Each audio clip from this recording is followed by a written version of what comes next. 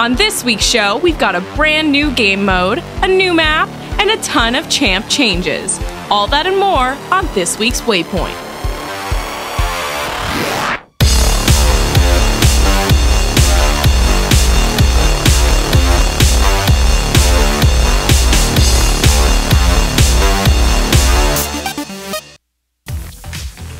What's up, guys, and welcome to Waypoint, your weekly League of Legends recap. I'm your host, Kat Andresco. It is an exciting show this week because first up, we're getting a brand new featured game mode. Let's take a look at Black Market Brawlers. Here's how the new mode works. As you're playing, get a kill or take an objective, you'll earn a new type of currency, the Golden Kraken. You can then spend that currency to buy unique and badass minions to join you in lane. The minions are brand new, all with different mechanics and looks. You've got this big tanky bruiser, a weird rat/shark thing that endlessly chases down enemy champions, the mighty plunder crab, which is basically a crab with a cannon for a head, and finally, a cute little support minion that shields other minions. You can even spend your extra Krakens on upgrades, stat increases, or special abilities for your minions.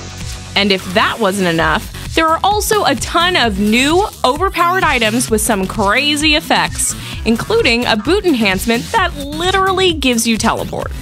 This is definitely the most interesting new game mode we've seen in a long time. Hopefully, it's as fun as it sounds.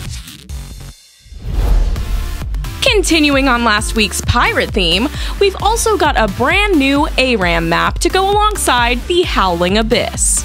The new map is called Butcher's Bridge, and as you can see, it looks awesome. Lots of cool piratey stuff going on with a ton of cannons and a beautiful color scheme. Props to the Riot art team on the map design, it really looks great. We have tons more to go over this week, but first I want to thank this week's sponsor, World of Tanks. World of Tanks is a massively multiplayer online tank game, and it is awesome.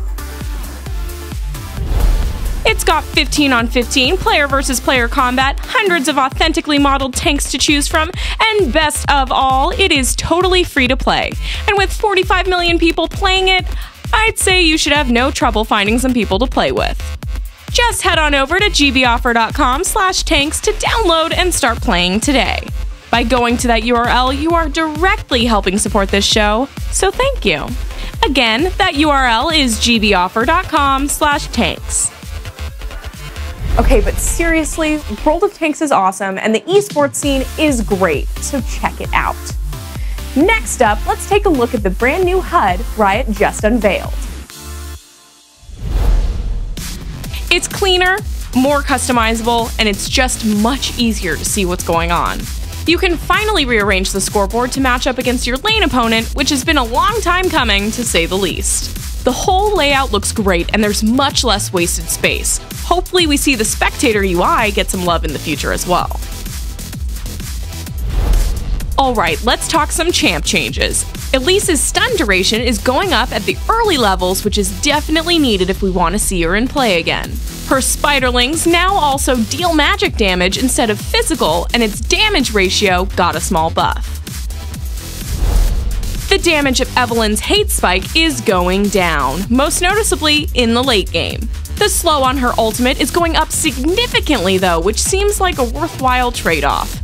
Eve already falls off in the late game, so the more utility, the better.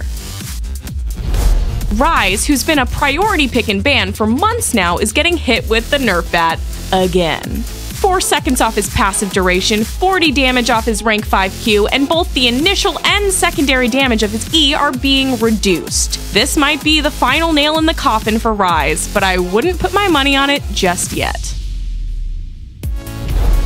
Tahm Kench, who was just released a few weeks ago, is getting a bit of love. The damage on his Q is going up significantly, and the early game cooldown of his ult is going down. Also, the passive damage on his ult now scales a bit better with bonus health. Nice all around. Zeke's Herald has been reworked into Zeke's Harbinger. The new item costs 2,300 gold, offering mana, armor, ability power, and CDR. Its active effect binds you to a target ally. Then passively, when you're within 1,000 units of each other, attacking and casting spells earns you charges. At 100 charges, causing damage consumes the charges, and buffs both you and your allies' AP by 20%, and crit chance by 50% for 6 seconds.